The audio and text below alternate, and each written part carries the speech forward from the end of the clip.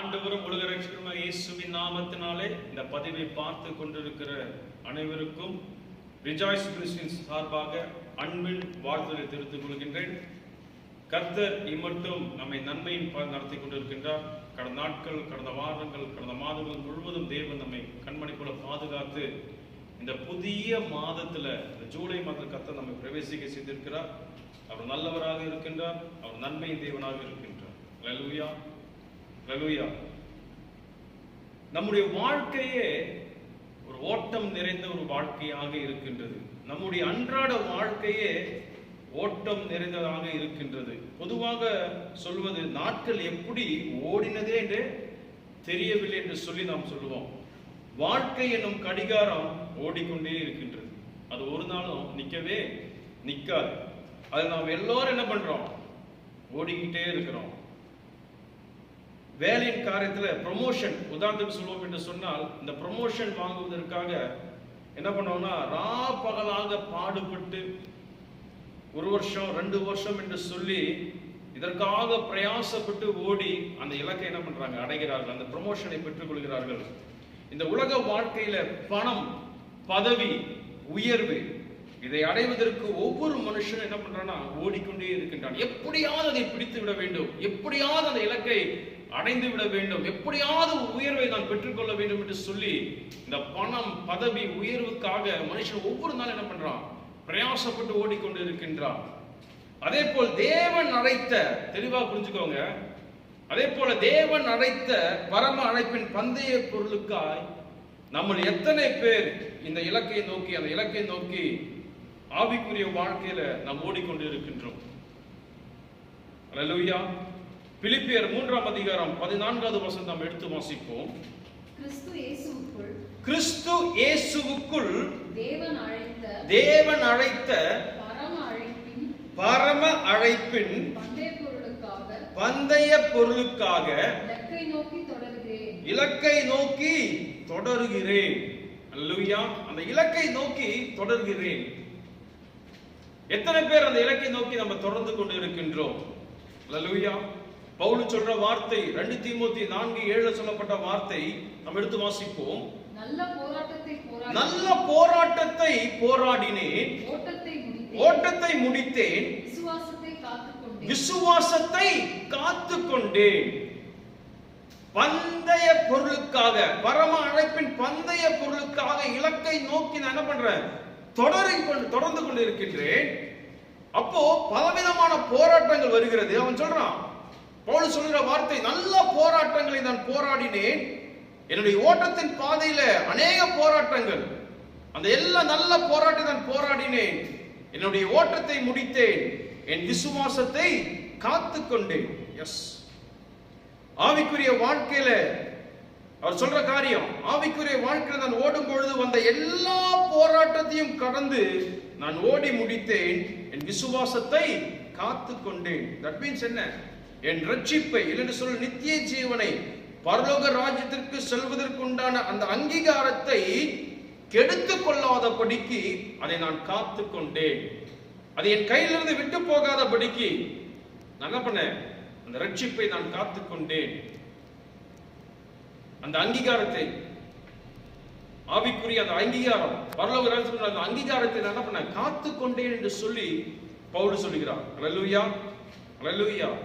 நான் ஆவிக்குரிய வாழ்க்கையில் ஓடும் பொழுது என் ரட்சிப்பை, ஆவிக்குரிய வாழ்க்கையில் நான் ஓடும் பொழுது என் ரட்சிப்பை, இல்லைன்னு சொன்னால் நித்திய ஜீவனை, இல்லைன்னு சொன்னால் பரலோக ராஜ்யத்துக்கு செல்வதற்குண்டான அங்கீகாரத்தை காத்து கொள்வதற்கு நான் எப்படி ஓட வேண்டும்? இன்னைக்கு நம்ம தான் பார்க்க போறோம்.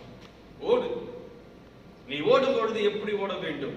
அதை நீ காத்துக் கொள்ளும் பொழுது, அதை நீ காத்துக் கொள்வதற்காக நல்ல போராட்டத்தை நான் போராடினேன். என்னுடைய ஓட்டத்தின் பாதையில் நல்ல போராட்டங்கள் இருந்தது, பலவிதமான போராட்டங்கள் இருந்தது.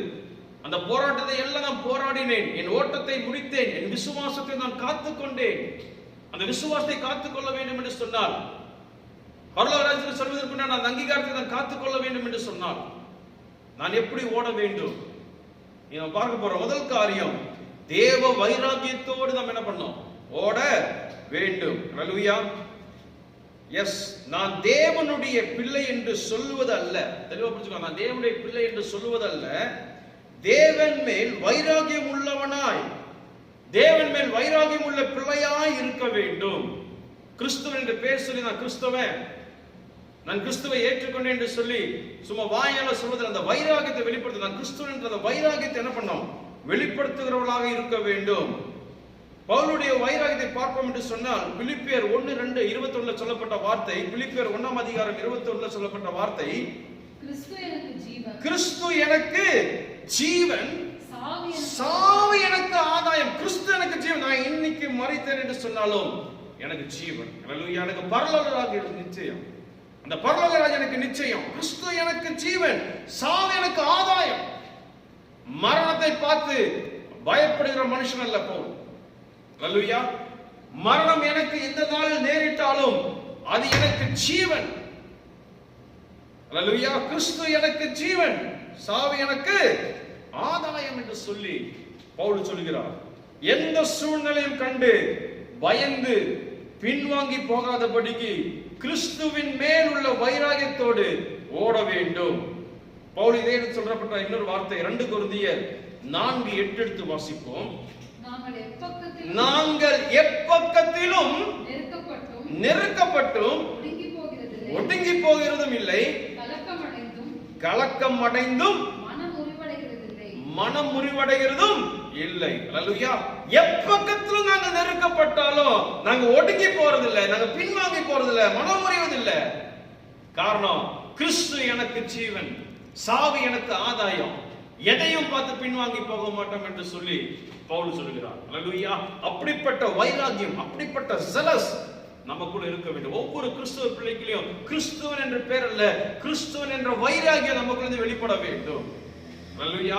அந்த வைராகியத்தோடு என்ன பண்ணணும், ஓடணும். அந்த வைராகியத்தோடு, அப்படிப்பட்ட அந்த வைராகியத்தோடு அவன் ஓடினபடினாலே அவன் சொல்ற வார்த்தை, நல்ல போராட்டத்தை போராடினேன், ஓட்டத்தை முடித்தேன், விசுவாசத்தை காத்து கொண்டேன். அல்லேலூயா. வைராகியத்தோடு ஓடு. அருமை சகோதர சகோதரியே, எப்பக்கத்தில் இந்த சூழ்நிலை நம்மளை நெருக்கும் பொழுது, பிரச்சனை போராட்டம் நம்ம நெருக்கும் பொழுது, அந்த போராட்டங்களை பார்த்து, அந்த பிரச்சனையை பார்த்து பின்வாங்கி போவதல்ல, வைராகியத்தோடு, தேவர் வைராகியத்தோடு, கர்த்தர் எனக்காக யாம் செய்து முடிப்பார், அவர் உண்மையுள்ள தேவ வைராகியத்தோடு என்ன பண்ணோம், முன்னேறி போக வேண்டும். பவுல் அப்படிதான் முன்னேறணும். வைராகியம், தேவ வைராகியம் அவனுக்குள்ள இருந்தது. அந்த வைராகியத்தோட முன்னேறினப்பட்டுதான் அவன் எப்பக்கத்தில் நிறுத்தப்படும் பொழுதும் அவன் பின்வாங்கி போல. அதனால அவன் சொல்றான், நல்ல போராட்டத்தை நான் போராட, நல்ல போராட்டம், இந்த போராட்டத்தை நான் போராடினேன், ஓட்டத்தை முடித்தேன், விசுவாசத்தை காத்துக் கொண்டேன். இந்த பதவியை பார்த்துக் கொண்டிருக்க சகோதர சகோதரியே, சூழ்நிலையை பார்த்து சோர்ந்து போகிறீங்களா?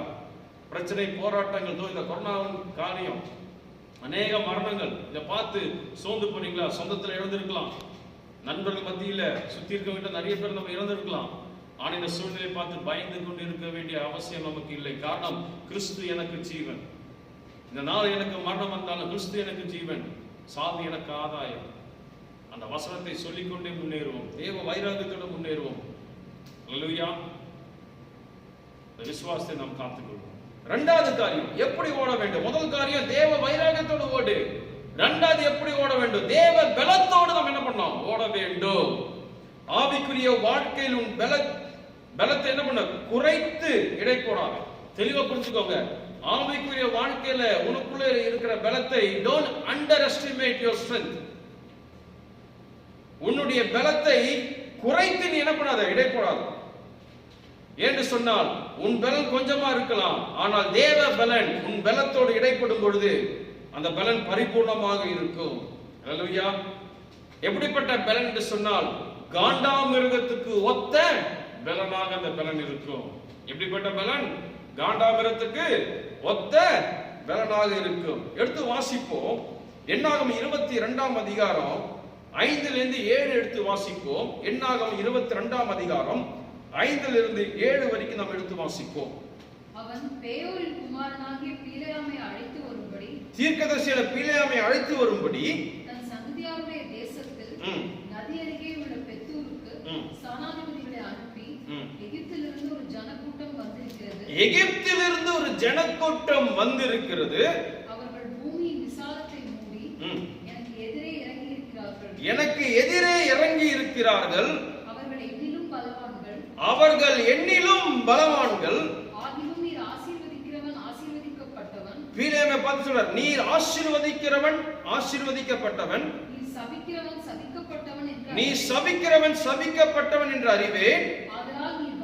ஆதலால் நீ வந்து எனக்காக அந்த ஜனத்தை சபிக்க வேண்டும். எனக்காக அந்த ஜனத்தை என்ன பண்ணுங்க, சபிக்க வேண்டும் என்று சொல்லி, அப்பொழுது ஒருவேளை நான் அவர்களை முறியடித்து அவர்களை தேசத்திலிருந்து துரத்தி விடலாம் என்று சொல்ல சொன்னார். அல்லேலூயா. பாலாக் தன்னுடைய ஜனங்களை அனுப்புறாங்க, தன்னுடைய மூப்பர்களை அனுப்புறாங்க. பிலேயாமை எப்படியாவது கூட்டிட்டு வாங்க, அவனுடைய விஷயத்தை சொல்லுங்க. தேவனுடைய வாயா இருக்க பிலேயாமை பார்த்து இந்த விஷயத்தை சொல்லுங்க. நீ ஆசீர்வதிக்கிறவர்களை ஆசீர்வாதமா இருப்பாங்க, நீ யாரை சபிக்கிறியோ அவங்க சாபம் பிடித்தவர்களாக இருப்பார்கள் என்று சொல்லி நீ எப்படியாவது அவங்களை கூட்டிக் கொண்டு வந்து அந்த ஜனங்களை பார்த்து, அந்த இஸ்ரவேல் ஜனங்களை பார்த்து சபிக்க வேண்டும் என்று சொல்லி அவன் ஆட்களை அனுப்புகின்றான். அல்லேலூயா. அவங்களும் போறாங்க. அந்த அதிகாரம் முழுவதும் அந்த 22 என்னாகும் 22 23 எடுத்து வாசிக்கும் பொழுது அந்த காரியங்கள் எல்லாம் தெளிவாக எழுதப்பட்டு இருக்கின்றது. ஃபர்ஸ்ட் தேவன் போக வேண்டாம் என்று சொல்கிறார். மறுபடியும் அவர்கள் வருந்தி கேட்கும் பொழுது அவர் சொல்றார், நீ போ, ஆனா நான் என்ன சொல்லுகிறேனோ அதை மாத்திரம் நீ சொல்ல வேண்டும் என்று சொல்லி பிலேயாமை அனுப்புகிறார். அல்லேலூயா. பிலேயாமை வரான். எடுத்து வாசிங்க. அதே என்னாகும் 23வது அதிகாரம் 13 இருந்து 14 வரைக்கும் வாசிங்க. பின்பு பாலாக் அவனை நோக்கி நீர் அவர்களை பார்க்கத்தக்க வேறொரு இடத்திற்கு என்னோட கூட வாரும். அங்கே அவர்கள் எல்லாரையும் பாராமல் அவருடைய கடைசி பாளையம் மாத்திரம் பார்ப்பீர். அங்கே இருந்து எனக்காக அவர்களை சபிக்க வேண்டும் என்று சொல்லி அவனை பிஸ்காவின் கொடுமுடியில் இருக்கிற சோப்பீமின் வெளியிலே அழைத்துக் கொண்டு போய் 7 பலிபீடங்களை கட்டி ஒவ்வொரு பீடத்தில் ஒவ்வொரு காளையையும் ஒவ்வொரு ஆட்டுக்கடாவையும் பலியிட்டான். எனக்காக நீங்க என்ன பண்ணுங்க, ஒரு முறையாவது சபிங்க என்று சொல்லி அவனை கூட்டிக் கொண்டு இன்னொரு இடத்துக்கு வரான். ஃபர்ஸ்ட் ஒரு இடத்துல காட்டுறாங்க, அங்க அவன் சபிக்கவில்லை. இன்னொரு இடத்துக்கு கூட்டு வந்து இந்த இடத்துல இருந்து பார்த்து அந்த ஜனங்களை பார்த்து நீங்க என்ன பண்ணுங்க, சபிங்க என்று சொல்லி சொல்றாப்ல. ஆனா அங்கேயும் தேவனுடைய வார்த்தை பிலேயாம் மூலமாக வருகிறது. எடுத்து வாசிப்போம். 22வது வசனத்தை எடுத்து வாசிப்போம். தேவன் அவர்களை எகிப்திலிருந்து புறப்பட பண்ணினார். காண்டாமிருகத்துக்கு ஒத்த பெலன் அவர்களுக்கு உண்டு என்று சொல்லி பிலேயாம் அந்த ராஜாவை பார்த்து சொல்லுகிறார். அல்லேலூயா. அல்லேலூயா. அந்த பாலாக்கை பார்த்து அவர் சொல்லுகிற வார்த்தை, இந்த ஜனங்கள் சாதாரண ஜனங்கள் அல்ல, அவர்கள் காண்டாமிருகத்துக்கு ஒத்த பலனை உடையவர்கள் என்று சொல்லி அங்க சொல்லுகிறார். அல்லேலூயா. தேவனுடைய பிள்ளைகளாக இருக்கிற நீங்களும் நானும் நமக்குள் இருக்கிற அந்த ஆவிக்குரிய வாழ்க்கையில் இருக்கிற அந்த பலனானது எப்படிப்பட்ட பலன் என்று சொல்லும்போது காண்டாமிருகத்துக்கு ஒத்த பலனாக இருக்கின்றது. அல்லேலூயா. ஆவிக்குரிய வாழ்க்கையில எப்படிப்பட்ட போராட்டங்கள் வந்தாலும் சரி, எப்படிப்பட்ட சூழ்நிலைகள் வந்தாலும் சரி, பயப்பட வேண்டாம். காரணம் உங்களுடைய பலன் என்ன என்று சொல்லி நீங்கள் அண்டர் எஸ்டிமேட் பண்ணிடாதீங்க. உங்கள் பலத்தை குறைத்துக் கொள்ளாதீங்க. தெளிவா புரிஞ்சுக்கோங்க. தேவன் உங்களுக்கு கொடுக்கப்பட்ட வாக்கு தத்தமான ஆவிக்குரிய பலனானது காண்டாமிருகத்துக்கு ஒத்த பலன். அதை புரிந்து கொள்ளுங்கள். அந்த பலத்தோடு முன்னேறுங்க. கர்த்தருடைய வாழ்க்கையில பெரிய காரியங்களை செய்வார். நீங்க எதிர்பார்த்த, நீங்க எந்த போராட்டத்தை போறாலும் அந்த ஓட்டத்தை முடிக்கும் பொழுது அந்த விசுவாசத்தை காத்துக் கொள்வதற்கான பலனை கர்த்தர் உங்களுக்கு தருவார். அல்லேலூயா. ஆகவே முதல் காரியம் எப்படி ஓட வேண்டும் என்று சொல்லும்போது தேவ வைராகியத்தோட நம்ம என்ன பண்ணோம், ஓட வேண்டும். இந்த உலக ஓட்டத்தில் ஓடும் பொழுது சும்மா வைராகியம் இல்லாமல் அந்த தேவனுடைய மனுஷன், தேவனுடைய மகன், தேவனுடைய மகன் என்று சொல்லி வாயினால் சொல்லி ஓடுவதல்ல. அல்லேலூயா. வைராகியம் உள்ளவர்களாக இருந்து ஓட வேண்டும். எப்படியாவது அந்த பந்தய பொருளை நான் பெற்றுக்கொள்வேன், அந்த நித்திய ஜீவனை நான் காத்துக் கொள்வேன் என்று சொல்லி அந்த வைராகியத்தோடு ஓடுகிற பிள்ளைகளாக இருக்க வேண்டும். அல்லேலூயா. இரண்டாவது எப்படி ஓட வேண்டும் சொல்ல, தேவ பலத்தோடு. உங்க பலனை நீங்களே குறைத்து எடை போடாதீங்க. உங்களுக்குள்ள இருக்கிற பலன் அது தேவ பலன். அதை புரிந்து கொள்ளுங்க. அது எப்படிப்பட்ட பலன் சொல்ல, காண்டாமிருகத்துக்கு ஒத்த பலன். அதை உணர்ந்தவர்களாக நீங்க ஓடுங்க. பந்தய பொருளை நீங்கள் பெற்றுக் கொள்வீர்கள். அல்லேலூயா. மூன்றாவது எப்படி ஓட வேண்டும் சொன்னால் தேவனோடு இணைந்து ஓட வேண்டும். தேவனோடு இணைந்து ஓட வேண்டும். எடுத்து வாசிங்க. யோவான் 15ஆம் அதிகாரம் 5ஆம் வசனத்திலிருந்து வாசிப்போம். நானே திராட்சை செடி, நானே திராட்சை செடி, நீங்கள் கொடிகள். நீங்கள் கொடிகள். ஒருவன் என்னிலும் நான் அவனிலும் நிலைத்திருந்தால், நான் அவனிலும் நிலைத்திருந்தால் அவன் மிகுந்த கனிகளை கொடுப்பான். அவன் மிகுந்த கனிகளை கொடுப்பான். என்னை அல்லாமல் உங்களால் ஒன்றும் செய்ய கூடாது. அல்லேலூயா. அவரை அல்லாமல் உங்களால் ஒன்றும் செய்ய முடியாது, செய்யவும் கூடாது. அல்லேலூயா. அவரோடு இணைந்து ஓட வேண்டும்.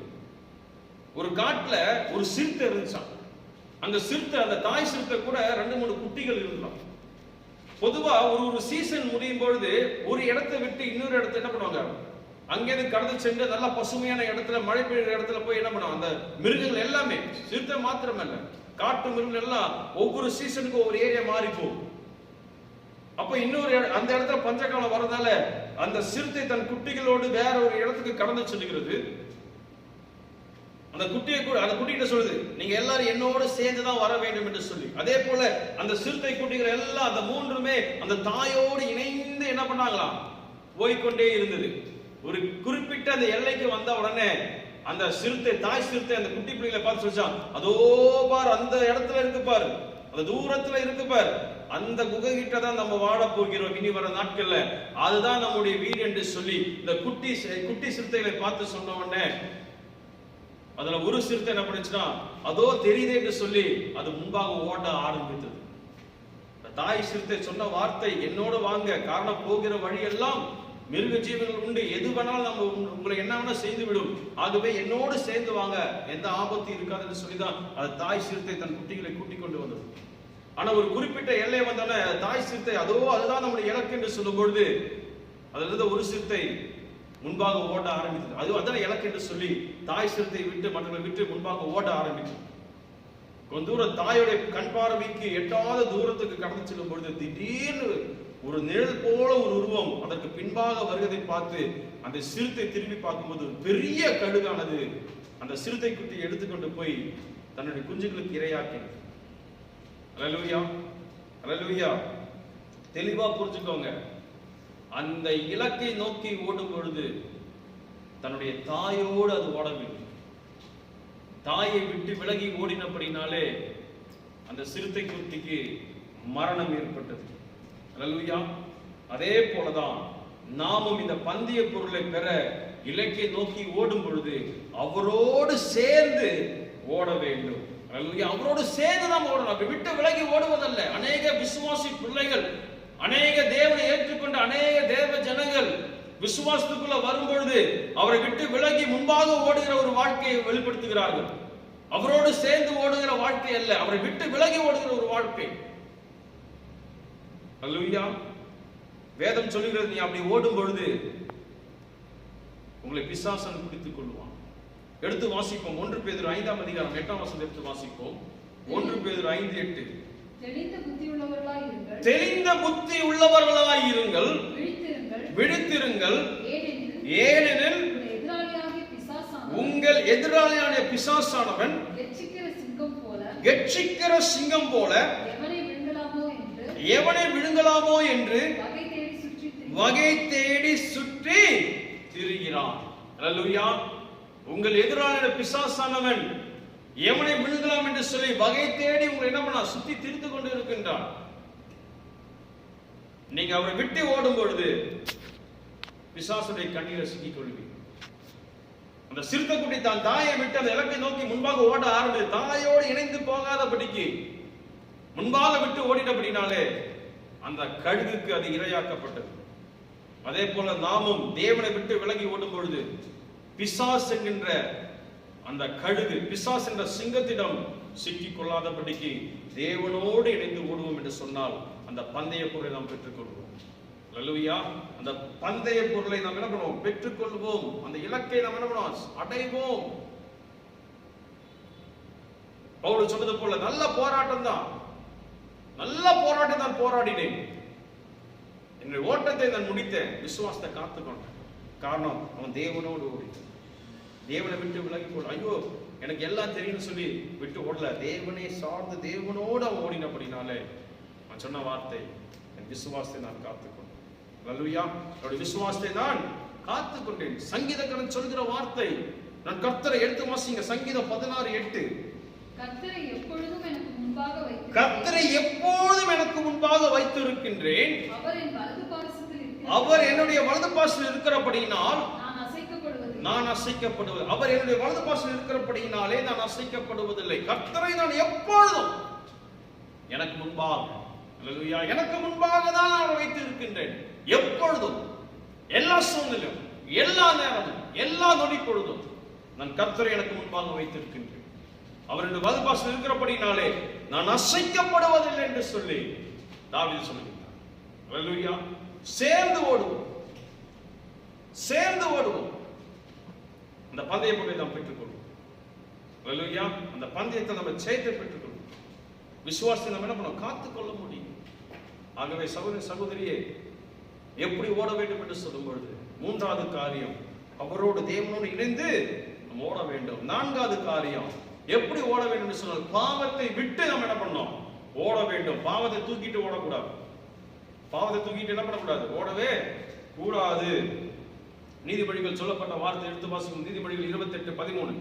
தன் பாவங்களை மறைக்கிறவன், தன் பாவங்களை மறைக்கின்றவன் வாழ்வடைய மாட்டான். அவைகளை அறிக்கை செய்து விட்டு விடுகிறவனோ இரக்கம் பெறுவான். அதை அறிக்கை செய்து விட்டு விடுகிறவனோ இரக்கம் பெறுவான். தன் பாவத்தை மறைக்கிறவன். இன்னைக்கு அநேக கிறிஸ்தவர்கள் விசுவாசி என்று சொல்கிறோம், பரிசுத்தவான் என்று சொல்கிறோம். ஆனா பின்னாடி, நமக்கு முதுகு பின்னாடி ஒரு பெரிய பாவம் என்ற மூட்டையை சுமந்து கொண்டுதான் ஓடிக்கொண்டு இருக்கின்றோம். அல்லேலூயா. அந்த பாவம் என்ற அந்த மூட்டை நீ சுமக்கும் பொழுது, அவன் முதுகு ஃபுல்லா, அந்த மூட்டை ஃபுல்லா அந்த பாவம் நிரப்பும் பொழுது உன்னால் முன்னேற முடியாது. அந்த சுமையை தூக்கி கொண்டு உன்னால் முன்பாக சென்று அந்த பந்தய பொருளை உன்னால் பெற்றுக்கொள்ள முடியாது. இந்த பதவியை பார்த்து கொண்டிருக்கிற அருமையான சகோதர சகோதரியே, எடுத்து போடு. தன் பாவத்தை மறைக்கிறவன் வாழ்வடைய மாட்டான். அதை அறிக்கை செய்து விட்டு விடுகிறவனோ இரக்கத்தை பெறுவன். ஓடு. உனக்கு நெருங்கி வருகிற பாவங்களை விட்டு நீ என்ன பண்ணு? ஓட ஆரம்பி. பிசாசன் கட்சிக்கிற சிங்கத்தை போல எவனை விழுங்கலாம் என்று சொல்லி அவன் வகை தேடி சுற்றி திரிந்து கொண்டிருக்கின்றான். ஆக அதை சிக்கிக் கொள்ளாதபடிக்கு, அந்த கண்ணில மாட்டிக்கொள்ளாதபடிக்கு, அல்லேலூயா, அந்த பாவத்தை விட்டு விலகி நீ என்ன பண்ணு? ஓடு. எப்படி வேணாலும் கொண்டு வரலாம், எப்படி வேணாலும் சிக்க வைக்கலாம். தெளிந்த புத்தி உள்ளவனாயிருந்து. யோசேப்புடைய வாழ்க்கையில பார்க்கிறோம். வேதம் சொல்லுகிறது, ஆதியாகமம் 39வது அதிகாரம் 2ஆம் வசனம் சொல்லப்பட்ட வார்த்தை, கர்த்தர் யோசேப்போடு இருந்தார். அல்லேலூயா. கர்த்தர் யோசேப்போடு இருந்தார். பிசாசு பிடிக்காது. அல்லேலூயா. உங்க குடி என் குடியும் என் இயேசு இருக்கிறார் என்று சொன்னா பிசாசுக்கு பிடிக்கவே பிடிக்காது. வேதம் சொல்லுகிற வார்த்தை ஆதியாகமம் 39:2 கர்த்தர் யோசேப்போடு இருந்தார். அப்ப கர்த்தர் யோசேப்போடு இருப்பதை பிசாசன் விரும்ப மாட்டான். அதைதான் கொண்டு வந்தான். போர்த்திபாருடைய மனைவியின் மூலமாக பிசாசன் செயல்பட ஆரம்பித்தான்.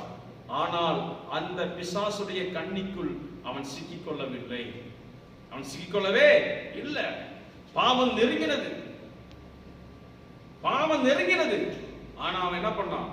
எடுத்து வாசிப்போம். ஆதியாகமம் 39ஆம் அதிகாரம் 12ஆம் வசனம் கடைசி 2 வரி எடுத்து வாசிப்போம். அவனோ தன் வஸ்திரத்தை, யோசேப்பு அவனோ தன் வஸ்திரத்தை கையிலே விட்டு, போர்த்திபார் மனைவியின் கையிலே விட்டு வெளியே ஓடி போனான். அல்லேலூயா. எத்தனை பேர் பாவத்தை விட்டு ஓடிட்டு இருக்கோம்? அநேக விசுவாசி பிள்ளைகள் பாவத்தை தேடி போய் கொண்டிருக்கின்றோம். பாவம் பாவம் பாவம். இந்த உலக இச்சையை பார்த்து மனம் மாறி மறுபடியும் என்ன பண்ண? பாவத்துக்குள்ள போறோம். அந்த பாவம் நம்மளை அப்படியே இழுக்குது. அல்லேலூயா. பாவம் உங்களை இழுத்துது என்று சொன்னால் அந்த பந்தய பொருளை நீங்கள் பெற்றுக்கொள்ள முடியாது. நல்ல போராட்டத்தை போராடி ஓட்டத்தை முடித்தேன், விசுவாசத்தை காத்துக்கொண்டே ஓட்டத்தை முடிக்க முடியாது. அந்த பந்தய பொருளுக்கு உண்டான ஓட்டத்தில் உங்களால் நீங்க அந்த பந்தயத்துக்குள்ள என்ன பண்ண முடியாது? பந்தய பொருளை அடைய முடியாதபடிக்கு அந்த பாவம் உங்களை இழுத்துக்கொள்ளும். தெளிவா புரிஞ்சுக்கோங்க. பாவத்தை பார்த்து அந்த பாவத்துக்குள் போகாதபடிக்கு அதை விட்டு விலகி ஓடுவதற்கு நீங்கள் ஆயத்தம் உள்ளவனாக இருங்க. அல்லேலூயா. நீங்கள் ஆயத்தம் உள்ளவனாக இருப்பீங்க என்று சொன்னால்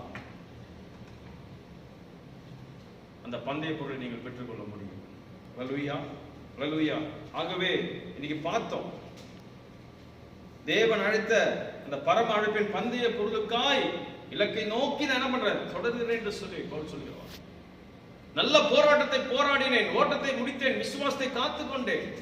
அந்த விசுவாசத்தை காத்துக்கொண்டேன் என்று சொல்லும் பொழுது ஹல்லேலூயா, நித்திய ஜீவனை இல்ல பரலோக செல்வதற்குண்டான அந்த அங்கீகாரத்தை நான் காத்துக்கொண்டேன் என்று சொல்லி பவுல் சொல்லுகிறார். காரணம், அவன் ஓடின விதமானது அந்த வைராகியத்தோடு, தேவ வைராகியத்தோடு ஓடினான். ஒன்றும் அவனை சேதப்படுத்த முடியவில்லை. எப்பக்கத்தில் நெருக்கப்படும் பொழுதும் அவன் முடங்கி போல, அவன் ஒடுக்கப்படல, அவன் முன்னேறினான். காரணம், தேவ வைராகியம் அவனுக்குள்ள இருக்கு. இரண்டாவது பார்க்கிறோம், அவன் தேவ பலத்தோடு ஓடுகிறான். நான் சொல்றேன், என்னை பலப்படுத்துகிற கிறிஸ்துவினாலே எல்லாவற்றையும் செய்ய எனக்கு பலன் உண்டு. உயர்ந்திருக்கவும் தெரியும், தாழ்ந்திருக்கவும் எல்லா சூழ்நிலையும் என்னால் செயல்பட முடியும் என்று சொல்லி, காரணம் அவன் சொல்றான், தேவ பலன் எனக்குள் இருக்கிறபடினால. ஆகவே தேவ பலத்தோடு என்ன பண்ண, ஓடு. இந்த உலக வாழ்க்கையில காணப்படுற போராட்டத்தை பார்த்து சோர்ந்து போகாத, எப்போதும் நெருக்கப்படும் போது சோர்ந்து போகாத.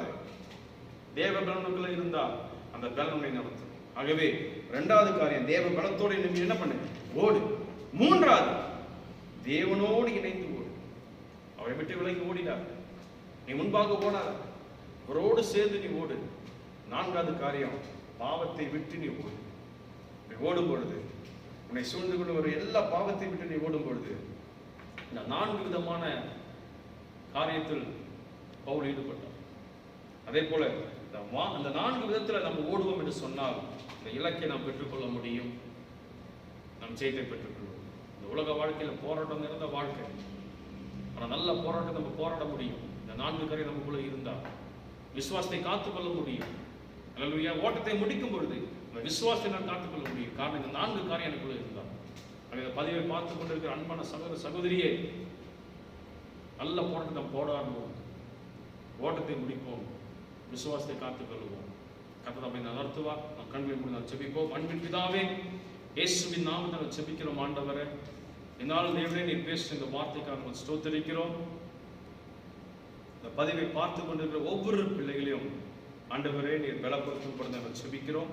உம்முடைய கரம் அவளை நடத்தும்படியே நாங்கள் ஜெபிக்கிறோம். ஆண்டவரே, ஓடும் பொழுது ஆண்டவரே வைராகியத்தோடு ஓட, உலக வாழ்க்கையில் ஓடும் பொழுது வைராகியத்தோடு, தேவ வைராகியத்தோடு ஓட, தேவ பலத்தோடு ஓட, ஆண்டவரே உம்மோடு சேர்ந்து ஓட, பாவத்தை விட்டு விலகி ஓட ஆண்டவரே நீ கிருபை பாராட்ட நாங்கள் ஜெபிக்கிறோம். தேவனே, அந்த பந்தய பொருளை ஒவ்வொரு பிள்ளைகள் பெற்றுக்கொள்ள தேவன் கிருபை பாராட்டி வீராக இந்த பதிவை பார்த்துக்கொண்டு ஒவ்வொரு பிள்ளைகளை பலப்படுத்துங்க, சகாயம் செய்யுங்க. கர்த்தர் ஆசீர்வதிக்கும் பொழுது நாங்கள் ஜெபிக்கிறோம், நாங்கள் தாழ்த்துக்கிறோம், பொருட்படுத்திக் கொள்கிறோம். இயேசுவின் நாமத்தில் கேட்கின்றோம் எங்கள் நல்ல பிதாவே, ஆமென். ஹல்லேலூயா. ஆண்டவரோடு சேர்ந்து செயல்படுங்க, கர்த்தர் பெரிய காரியங்களை செய்வார். கர்த்தர் உங்களை ஆசீர்வதிப்பாராக. ஆமென்.